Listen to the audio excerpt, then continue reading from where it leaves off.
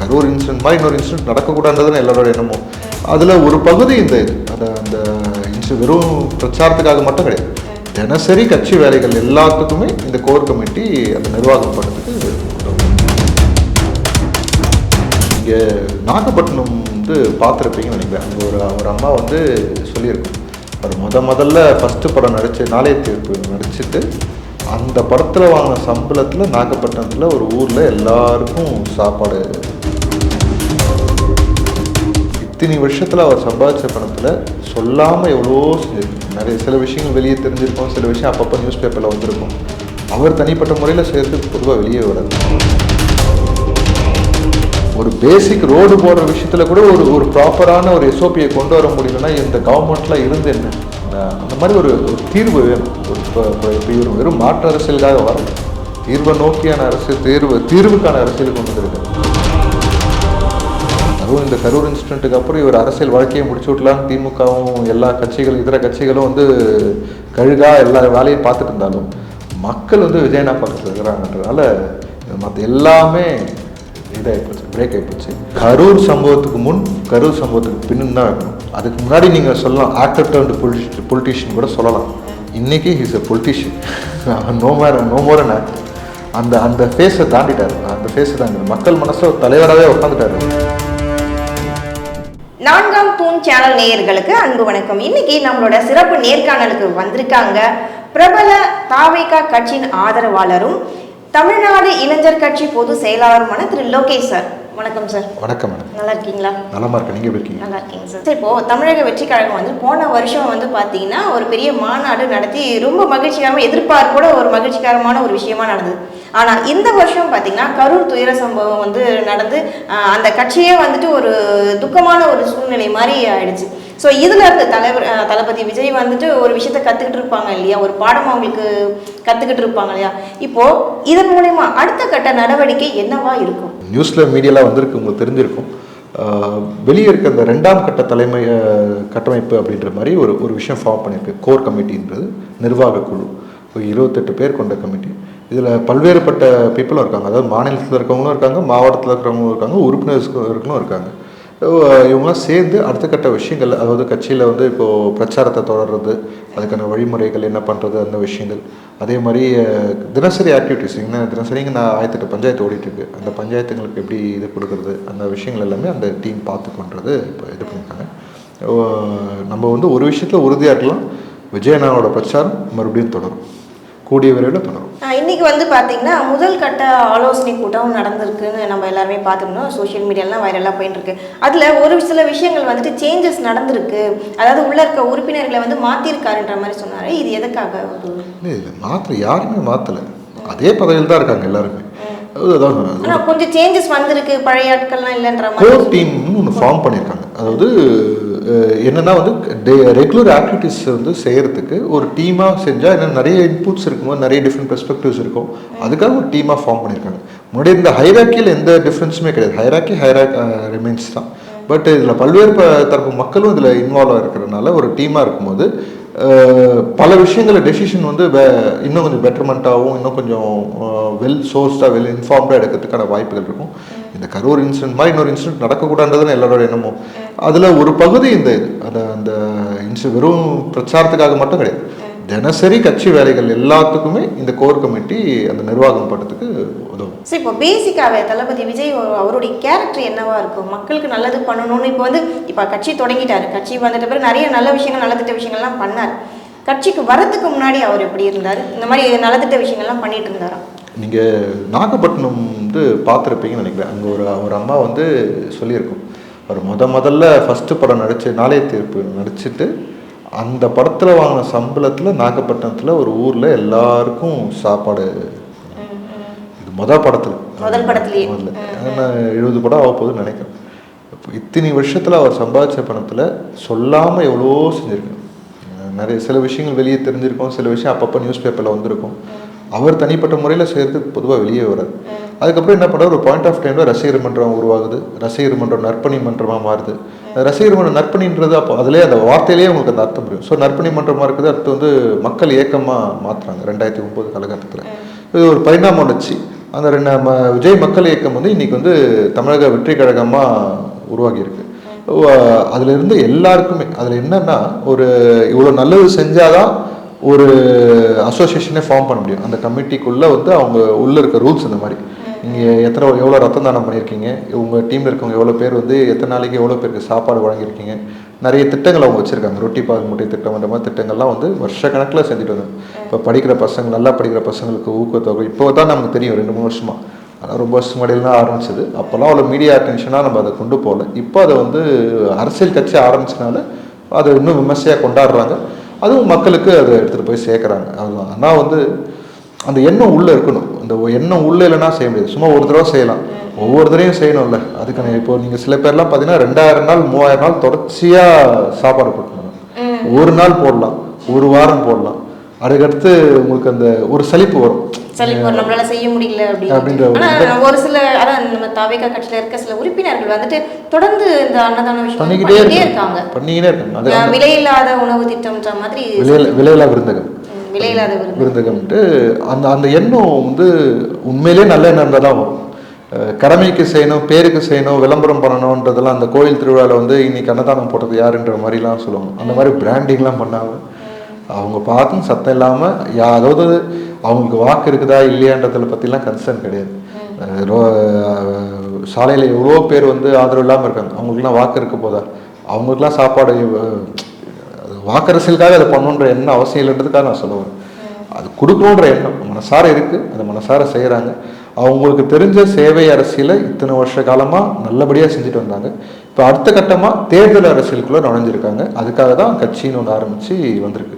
இந்த தேர்தல் அரசியல் எதுக்காக வருதுன்னா, இவ்வளோ சேவைகள் செஞ்சாலும் சமுதாயத்தில் தான் பெரிய மாற்றம் வந்திருக்கான்னு கேட்டால் வந்து அது ஒரு பெரிய கேள்விக்குறியாக இருக்குது. என்ன மாதிரி மாற்றங்கள் நம்ம சொன்னால், இன்னும் இப்போ மழை காலம்லாம் நடந்துட்டு இருக்கு இல்லையா, நீங்கள் வந்து ஒரு பழைய ரொம்ப வருஷத்துக்கு முன்னாடி விஜயனாவும் விவேக் சாரும் ஒரு படம் நினச்சி திருமலை, அதை வந்து பைக்கில் போவாங்க, டேக் டைவர்ஷன் சொல்லுவாங்க, ஞாபகம் திருப்பதிக்கு போய் அந்த மாதிரி தான் இன்னைக்கு வரைக்கும் அப்படிதாங்க இருக்குது. எத்தனை வருஷம் ஆச்சு. ஒரு பேசிக் ரோடு போடுற விஷயத்தில் கூட ஒரு ப்ராப்பரான ஒரு எஸ்ஓபியை கொண்டு வர முடியலன்னா இந்த கவர்மெண்ட்லாம் இருந்து என்ன? அந்த மாதிரி ஒரு தீர்வு வேணும். இப்போ இவர் வெறும் மாற்று அரசியலுக்காக வரல, தீர்வை நோக்கியான அரசியல், தீர்வுக்கான அரசியலுக்கு கொண்டு வந்திருக்காரு. ஒரு பிரைமரி ஃபோர்ஸாக வந்திருக்காரு. அதுவும் இந்த கரூர் இன்சிடென்ட்டுக்கு அப்புறம் இவர் அரசியல் வாழ்க்கையை முடிச்சு விடலான்னு திமுகவும் எல்லா கட்சிகளும் இதர கட்சிகளும் வந்து கழுகா எல்லா வேலையும் பார்த்துட்டு இருந்தாலும் மக்கள் வந்து விஜயனா பக்கத்தில் இருக்கிறாங்கன்றதுனால மற்ற எல்லாமே இதாகிப்போச்சு, பிரேக் ஆகிப்போச்சு.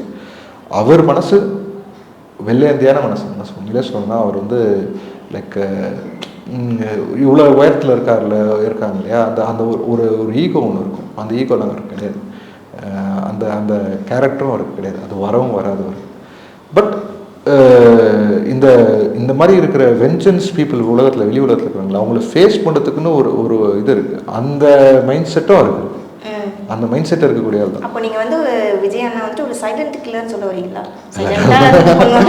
அந்த வார்த்தையெல்லாம் நான் சொல்ல மாட்டேன். இஸ் கேப்பபிள் லீடர்னு நான் சொல்ல வரேன். முகம் வந்து நல்ல மனசு இருக்குது. நல்ல மனசு இருக்கிறன்றனால வந்து எவ்வளோதான் ஈட்டியால் குத்தினாலும் இந்த ஒரு லிமிட் தானே. அதுக்கப்புறம் அந்த ஒரு வீரி கொண்டு எழுஞ்சி தானே ஆகணும். அது வந்து எதிரிகள் ஃபேஸ் பண்ணுவாங்கன்ற அந்த பிரார்த்தை. சார், இப்போ இது வந்து இப்போ அரசியலுக்கு வந்துட்ட பிறகு சில நல்ல திட்டங்கள் பண்ணுறாரு, நன்மைகள்லாம் சில. ஆனால் அதுக்கு முன்னாடி 20 வருஷத்துக்கு முன்னாடியே படிக்கிற பசங்களுக்கு இந்த கம்ப்யூட்டர் சென்டர்லாம் ஓப்பன் பண்ணி கொடுத்தாரு.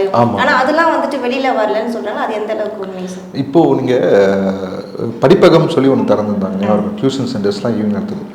அது வந்து எல்லாரும் சொன்னாங்க, இதெல்லாம் நாங்கள் ரொம்ப வருஷமாடியே வந்து நிறைய பேர் அம்பேத்கர் எல்லாம் செஞ்சுட்டாங்க. அதான் சொல்கிறேன், வரலாறு தெரியாதவங்க இவங்களுக்கு இதுதான் வேலையே. இவங்க செஞ்சுட்டு இருந்த அரசியலே இதுதான். அதாவது பசங்களுக்கெல்லாம் ஸ்கூலுக்கு போனால் வந்து சாப்பாடு கொடுக்குறது நல்ல விஷயம் போயிட்டுருக்கு. வீக்கெண்டில் யார் கொடுப்பாங்கன்ற ஒரு எண்ணம் இருக்குல்ல, அதனாலேயே ஞாயிற்றுக்கிழமை ரொட்டி பால் முட்டை இதெல்லாம் கொடுப்பாங்க. இது இல்லாமல் டெக்னாலஜி அப்டேட் இப்போ கவர்மெண்ட் ஸ்கூல்லலாம் பார்த்தீங்கன்னா வந்து கம்ப்யூட்டர் லேப்லாம் ஒன்று இருக்கும், ஒரு சிஸ்டம் வச்சுருப்பாங்க, இல்லை 2 சிஸ்டம் வச்சுருப்பாங்க, அவ்வளோதான் இருக்கும். அந்த பசங்களுக்கு அந்த டெக்னாலஜிக்கான ரீச் வந்து ரொம்ப கம்மி. ஸோ அரசாங்கத்தால் செய்ய முடியாத விஷயத்த நம்ம செய்யணுன்ற ஒரு எண்ணம் தான், அது பேசிக் எண்ணம் தான். அதுதான் சொல்கிறேனே, அது உள்ளே இருக்கிற எண்ணம் அது வெளிப்படையாகும். அது ஒரு இன்னோவேட்டிவ்னஸ், இந்த மாதிரி விஷயங்கள்லாம் யாருக்கா தோணி இருக்குமா சிஸ்டம் போட்டு இது பண்ணணுன்ட்டு? நீங்கள் ஒன்று சொல்கிறீங்க, அந்த வரலாறு எடுத்து எல்லாரும் அந்த நிர்வாகிகள்லாம் ஆல்பம் போட்டு வச்சுருக்காங்க. எதுக்காக ஆல்பம் போட்டு வச்சுருக்காங்கன்னா அப்போ தான் மன்றமே திறக்க முடியும். அந்த மாதிரி அவங்க செஞ்சு ஒவ்வொருத்தரோட ஆல்பம்லாம் திறந்து பார்த்தீங்கன்னா வித்தியாசமாக செஞ்சுருப்பாங்க. எல்லாமே சேவை, அந்த சேவை, அந்த எண்ணம், அந்த எண்ணம், சேவை எண்ணம் அது இருக்குது. அதுதான் இவ்வளோ தூரம் அவங்கள வளர்த்துருக்கு. சார், இன்னொரு விஷயம் பார்த்தீங்கன்னா, அந்த கரூர் துயர சம்பவத்துக்கு முடிஞ்சிட்ட பிறகு அந்த மக்கள் 41 குடும்பத்தை வந்துட்டு அவர் மீட் பண்ணணும் அப்படின்னு சொல்ல, அதில் வந்து 37 குடும்பம் தான் வந்தாங்க. பட் அவங்க மீட் பண்ணிட்டு வந்துட்ட பிறகு விஜய் அண்ணாவை பற்றி எதுவுமே நெகட்டிவான ஒரு கமெண்ட்ஸ் சொல்லி எல்லாமே பாசிட்டிவாக தான் சொல்லியிருக்காங்க. அதாவது எதுக்கு இது நான் சொல்ல வரேன்னா, மற்றவங்களாம் எதிர்பார்த்தாங்க போயிட்டு வந்துட்டு அவரை பற்றி நெகட்டிவாக சொல்லுவாங்க. ஆனால் வெளியில் வந்துட்டு எல்லாருமே அவரை பற்றி பாசிட்டிவாக தானே சொல்லியிருக்காங்க. இதை எப்படி எடுத்துக்கலாம்? முன்னாடி இருந்தே அப்படிதான். இறந்தவங்க குடும்பத்துலேருந்து யாருமே விஜயண்ணாவை எதுவுமே கேள்வி கேட்கல. டிஎம்கே பண்ண ப்ரொஜெக்ஷனில் வந்து பார்க்கலன்ற மாதிரி ஒரு பிம்பம் இருந்தது. உண்மை என்னன்றது அவங்களுக்கு தெரிஞ்சு போச்சு கடைசியில். இவங்க எப்படிப்பட்ட வேலை பார்த்துருக்குறாங்க அப்படின்ட்டு. அப்புறம் என்ன சொன்னாங்க, பணம் வரத்துக்காக வெயிட் பண்ணுறாங்க, பணம் வந்தோடனே வேறு மாதிரி பேசுவாங்க. பணமும் அமிச்சாச்சு, பணம் அமிச்சாச்சுல அப்படியே வந்தாங்க, பணம் தான் வந்துருச்சுன்னு சொல்லிட்டு இருக்க வேண்டியது தானே. அந்த மாதிரி இல்லை. அதுதான் ஜென்யூனான மக்களுங்க, அவங்க மக்கள் ஜென்யூன். அந்த மக்கள் இதை வந்து நம்ம வேற மாதிரி எடுத்துக்கலாமா? இப்போ நீங்கள் ஜென்யூனான மக்கள்னு சொல்லிட்டீங்க, இதை வந்து நம்ம வேற மாதிரி எடுத்துக்கலாமா? ஒரு நடிகரா, பீக்ல இருக்க ஒரு நடிகரா பார்க்க போறோன்ற மாதிரி எடுத்துக்கலாமா, இல்லை ஒரு அரசியல் கட்சி தலைவரை பார்க்க போறோம்னு எடுத்துக்கலாம்? கரூர் சம்பவத்துக்கு முன், கரூர் சம்பவத்துக்கு பின்னு தான் இருக்கணும். அதுக்கு முன்னாடி நீங்கள் சொல்லலாம் ஆக்டர் டர்ன்டு பொலிட்டிஷியன் கூட சொல்லலாம். இன்னைக்கு he's a politician, no more an actor. அந்த ஃபேஸை தாண்டிட்டார். அந்த ஃபேஸை தாண்டிட்டார். மக்கள் மனசில் ஒரு தலைவராகவே உட்காந்துட்டார். அவருக்கு அவர் நினச்சிருந்தாருன்னா இதெல்லாம் தேவையாங்க அவங்களுக்கு. இவ்வளோ கஷ்டப்பட்டு இந்த மாதிரி இருக்கிற ஒரு நரி கூட்டத்தின் தூளில் மாட்டிக்கிட்டு மக்கள் இவ்வளோ பேர் சாவுறாங்க, கஷ்டமாக இருக்குல்ல. இதெல்லாம் தேவையாக இருக்க பார்க்கணும். படம் நடிச்சு நிம்மதியாக இருந்துருக்கலாம். படம் வேணாம் உச்சத்தில் இருந்துட்டு அதுக்கெல்லாம் ஒரு தைரியம் வேணுங்க. அந்த தைரியம்லாம் இப்போ தோல்வி அடைஞ்சதுக்கப்புறம் வெளியே வர்றது வேற. டாப் பீக்ல இருக்கும்போது போதுன்ற அந்த எண்ணம் இருக்கு, அந்த மனசு அது விட்டுட்டு வெளியே வரணும், இந்த மக்களுக்கு செய்யணும்னு நினைக்கிறார் இல்லையா, அதுவே அவரை வந்து அதுதான் அதாவது மக்கள் உணர்ந்தாங்க. அந்த மக்களோட வெளிப்பாடு. சார், இதுக்கிடையில வந்து நிறைய பேருக்கு இந்த ஒரு டவுட் இருக்கு. என்ன டவுட்னு பார்த்தீங்கன்னா, பல கோடி சம்பளம் வாங்குற சினிமா ஃபீல்டில் விட்டுட்டு இவர் ஏன் அரசியலுக்கு வரணும்? அதுவும் வந்து இப்போ நீங்கள் சொன்னீங்க டாப்ல இருக்காரு, பீக்ல இருக்காரு இருக்கும். அப்படி இருக்கும்போது வரதுக்கான கட்டாயம் என்ன வந்தது? அரசியலுக்கு வரதுக்கான கட்டாயம் என்ன வந்தது? இல்லை மேடம், அதுதான் இப்போ நாங்கெல்லாம் அரசியலில் இருக்கிறோம் அப்படின்னா எங்களுக்கு வந்து இந்த தேவைகள், இங்கே இருக்கிற அவலங்கள் பார்க்குறோம், எங்களால் முடிஞ்சதை செய்கிறோம். 2015 இருக்க வெள்ளம், ஒவ்வொரு வருஷமும் புயல் வருது, வெள்ளம் வருது, பார்க்குறோம், வேதனை இருக்குது, இதெல்லாம் இருக்குது. இதெல்லாம் அவரும் பார்த்து தானே இருக்காரு. இப்போ நீங்கள் ஒரு பீக்குக்கு போயிட்டீங்கன்னா யூ வில் ஹேவ் ஒரு மனசில் ஒரு இது ஃபுல்ஃபில்மெண்ட் இருக்கும். இதுக்கு மேலே நீங்கள் பார்க்க வேண்டியது எதுவுமே இருக்காது, புதுசாக எதுவுமே இருக்காது பார்க்குறதுக்கு. நீங்கள் எவ்வளோ பணம் சம்பாதிச்சாலுமே அது ஒரு லிமிட் தான். ஒரு ரவுண்டு போயிட்டு வந்துட்டு இருப்பீங்க. அதுக்கப்புறம் அந்த பணத்தை வச்சு பிரயோஜனம் கிடையாது. அது இருக்கிறது போதுன்ற ஃபீல் வந்துடும். அந்த மென்டாலிட்டி இருக்கிறனால தான் இந்த வர முடியும், இல்லைனாலாம் வர முடியாது. இன்னொரு விஷயம் பார்த்தீங்கன்னா, இப்போ அவருக்கு வயசு இருக்குது, இன்னமும் அவர் ஹீரோவாக நடிக்கிறார். இன்னமும் நடிச்சாலும் அவருக்குன்னு ஒரு கிரேஸ் இருக்கும். இன்னும் 10-15 வருஷத்துக்கு அவர் தாங்க சூப்பர் ஸ்டார். அவருக்கு நடிச்சிருப்பாங்க. இப்போ அரசியலுக்கு வரக்கூடிய வயசு அவருக்கு, வயசானவங்க தான் அரசியலுக்கு வரணும்னு என்ன அவசியம் இருக்குது? இது அரசியலுக்கு ஒரு வயசு அப்படின்னு தேவை இருக்குதா இல்லையான்றதான் விஷயம். இப்போ நாங்கள் அரசியல் இருக்கோன்னா 15 வருஷம், 2015 பார்த்தீங்கன்னா வெள்ளம் புயல்னு வருஷம் பார்க்குறோம். இங்கே இருக்கிற சமூக அவலங்கள்லாம் வந்து பொறுக்க முடியாமல் வரும். இந்த எண்ணெல்லாம் அவருக்கும் இருக்கும். அவர் இதெல்லாம் பார்த்துன்னு தான் இருக்கார். போக்கிரி படத்தில் கூட ஒரு பாட்டு கூட ஞாபகம் இருக்கும், குடிசைகள் இல்லாத ஊர் வேணும் அப்படின்ற விஷயம், சேரி இல்லாத ஊர் வேணும்னு சொல்லுவார். பேரப்புள்ள வந்து பிறக்கணும்னு சொல்லுவார். ஒருவேளை அதுக்கான சமிகையாக கூட இருக்கலாம். எண்ணம் முக்கியம். அந்த எண்ணம் அவருக்கு இருக்குது. இதுக்கு வயசுலாம் முக்கியம். வயசானவங்க மட்டும்தான் வந்து அரசியல் இருக்கணுன்றதெல்லாம் வந்து அந்த காலம். அப்போ 1967 வந்து அண்ணா ஆட்சி பிடிக்கும்போது எத்தனை பேர் அவங்களோட இருந்தவங்க வயசானவங்க? நிறைய யங்ஸ்டர்ஸ் தான். மொழி போரில் அப்படி தானே, சுதந்திர போராட்டமும் அப்படி தானே. ஸோ வந்து யங்ஸ்டர்ஸால் முடியாதெல்லாம் ஒன்றுமே கிடையாது. இன்னும் சொல்ல போனால் இன்னும் பெட்டரான ஒரு அரசியலை கொடுக்கறதுக்கு அவங்ககிட்ட தான் கெப்பாசிட்டி இருக்குது. இங்கே அதிமுகவில் வந்து அந்த ஒரு பிம்பம் கட்டுவாங்க, இந்த மாதிரி வயசானவங்களால் மட்டும்தான் முடியும்ட்டு. அவங்களால தான் முடியாது ஆக்சுவலாக. இப்போது சமீப காலமாக அவரோட நம்ம தாவேக்காவோட பிரச்சாரத்தை பார்த்திங்கன்னா, முக்கால்வாசி பார்த்திங்கன்னா ஒரு 90% பார்த்திங்கன்னா ஃபுல்லாக யங்ஸ்டர்ஸ் தான். நம்மளே பார்த்துப்போம், கண் கூட பார்த்தோம், எப்படா அப்படிங்கிற மாதிரி இருக்கும். ஃபுல்லாக வெறித்தனமான ரசிகர்கள் தலைவர் விஜய் அப்படிங்கிற மாதிரி ரொம்ப வரவேற்பு அதிகமாக இருக்குது. அப்படி பார்க்கும்போது 2026 சட்டமன்ற தேர்தலில் விஜய்க்கான வாக்கு அது வந்துட்டு இளைஞர்களோட புதுசாக இப்போது வாக்கு போடுறாங்க இல்லையா, அவங்களோட தான் அதிகமாக இருக்கும்னு நினைக்கிறீங்களா? அது என்னங்க, ஒரு 15 லட்சம் இப்போ நீங்கள் ஒரு 12th எக்ஸாம் முடிக்கிறாங்கன்னு வச்சுக்கோங்களேன், ஒரு 15 லட்சம் பேர் எதுவாங்க, 10 லட்சம் 15 லட்சம் அவ்வளோ. அதுதான் ஃப்ரெஷ்ஷான வரணும். நீங்கள் இது இன்னைக்கு நேரத்துக்காக வெயிட் பண்ணல. ஜெயலலிதா அந்த பீரியடுக்குள்ள 96 சொல்லப்போனால் 96க்கு அப்புறமே அந்த வேட்கை ஆரம்பிச்சிச்சு மக்கள் மனசு. எம்ஜிஆர் இருந்த வரைக்கும் ஓடிடுச்சு. அதுக்கப்புறமே மாற்றம் வேணுன்றது மக்களோட மைண்டில் இருக்குது. இத்தனை வருஷம் வேட்கை கிட்டத்தட்ட எத்தனை 30 வருஷம் ஆகுதுன்னு நினைக்கிறேன். 30 இயர்ஸான வேட்கை மக்கள் மனசுக்குள்ள இருக்குது. ஏன்னா இவ்வளோ இவனுங்க பண்ணுற சேட்டையெல்லாம் பார்த்து பார்த்து பார்த்து பார்த்து இந்த உள்ள அந்த கோபம் பெரியவங்களுக்கே இருக்குது. இப்போ யாரெல்லாம் விஜயனாக்கு ஆதரவு தருவாங்கன்னா நீங்கள் சொன்ன மாதிரி யங்ஸ்டர்ஸ் ஃப்ரெஷ்ஷாக உள்ளே வந்திருக்காங்க. அப்புறம் 25 to 40 வரைக்கும் சப்போர்ட் இருக்குது. 18 to 25 ஒரு கேட்டகரி, 25 to 40 ஒரு கேட்டகரி. அது வரைக்கும் ப்ராப்ளம் இல்லை. ஓகேங்களா? இந்த அதே மாதிரி 65+ இருக்கிறவங்களும் ப்ராப்ளம் இல்லை. அவங்களும் விஜயனாக்கு தான் ஆதரவு தராங்க. 65 சொல்ல போகலாம். சீனியர் சிட்டிசன்ஸ் 60+ சொல்லலாம், 65 சொல்லலாம். ஓகே, ஏன்னா வந்து அவங்க எல்லாருமே பார்த்தவங்க. அவங்க எம்ஜிஆர் காலத்துலேருந்து அதை பார்த்தவங்க. அவங்க கணக்கு வேறு. ஓகேங்களா? அந்த நடுவில் இருக்கிற 40 to சொல்ல போனால் 45 to 65 இந்த 20 இயர்ஸ் இல்லை. அதை விட பெண்மணிகள் வந்து இப்போ அரசியல் கவனிக்கிறாங்க. விஜயனாக்கு ஆதரவு மேல் ஒரு சில மேல் வந்து அவங்களோட பர்சனல் ஈகோ அதனால வந்து இன்னும் இருக்குது. அதுவும் மாறும்.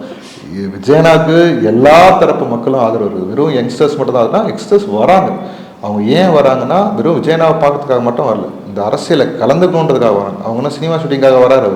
அவர் பிரச்சாரத்துக்காக தான் வரான்னு எல்லாருக்குமே தெரியும். அந்த பிரச்சாரத்தை தானே மக்கள் பார்க்க வராங்க. இப்போ தமிழ்நாட்டு மக்கள் வந்து ரொம்ப எதிர்பார்ப்போட இருக்காங்க. தமிழக வெற்றி கழகம் எப்படி வரப்போகுது, விஜய் என்ன பண்ண போறாரு, மக்களுக்கு என்ன பண்ணணும், ஒரு மாதிரி எதிர்பார்ப்போட இருக்காங்க. அந்த எதிர்பார்ப்பை திரு விஜய் வந்து ஃபுல்ஃபில் பண்ணுவாரா? இதான் கேள்வி. ஒரு கேப்பபிளான டீமை உருவாக்கி ஒரு அரசாங்கத்தை ரன் பண்ண முடியும்னா முடியும். பாசிபிலிட்டிஸ் இருக்குது. இங்கே கவர்மெண்ட்டில் ஆல்ரெடி நிறைய குளறுபடிகள் இருக்குது. இந்த சிஸ்டம்லேயே நிறைய ஃப்ளாஸ் இருக்குது. ஓகேங்களா? நம்ம ஏற்கனவே சொன்ன அந்த ரோடு விஷயத்தை சொன்னாலே அந்த எக்ஸாம்பிள்லேயே. ஸோ இது எல்லாமே டே ஒன் ஓவர் நைட்டில் சேஞ்ச் பண்ண முடியாது. ஆனால் தலைவன் வந்து கரெக்டாக இருக்கிறான்னா கீழே ஃபாலோ பண்ணுறவங்க எல்லாருமே வந்து அதை ஃபாலோ பண்ணி ஆகும். வேறு வழி கிடையாது. நடுவில் எவ்வளோ ஒருத்தன் ஆட்மேன் அவுட்டாக இருக்குன்னா அவங்க உண்மையில ஆட்மேன் அவுட் ஆகிடும். அதுதான் விஷயம். ஸோ வந்து மேக்ஸிமம் நம்ம எதிர்பார்த்த நம்ம மனசுக்குள்ள இருக்க எல்லா பிரச்சனைகளுக்கான தீர்வும் கிடைக்கும். ஆனால் அது ஓவர் நைட் நடக்காது. It's a long term process. ஏன்னா வந்து அவங்க 50 வருஷமாக கெடுத்து வச்சிருக்காங்க. அது நம்ம சரி செய்யறதுக்கு கொஞ்சம் வருஷங்கள் ஆகும்.